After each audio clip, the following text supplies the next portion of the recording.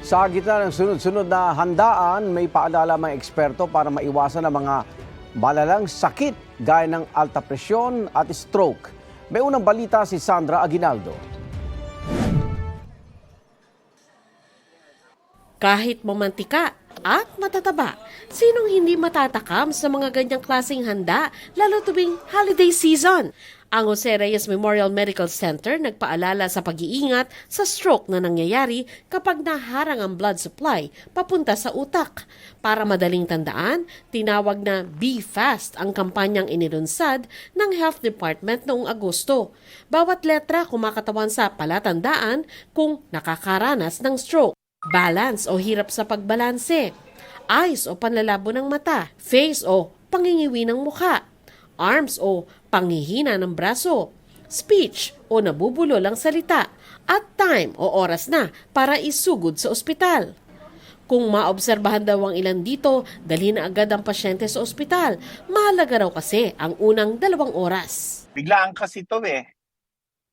Kaya nga mabilis dapat eh. Yung iba, halimbawa, kausap mo, biglang babagsak na lang yung ulo. Ganun, dapat mabilis ka. Dali mo na kagad sa ospital. Napaka-importante yung first 2 hours para ma-reverse ang progression ng stroke.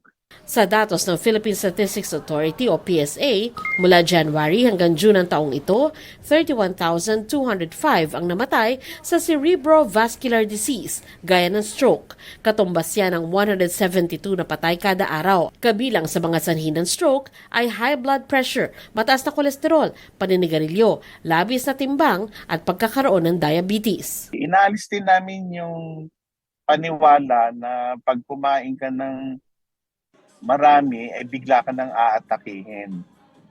Talaga may diferensya ka na.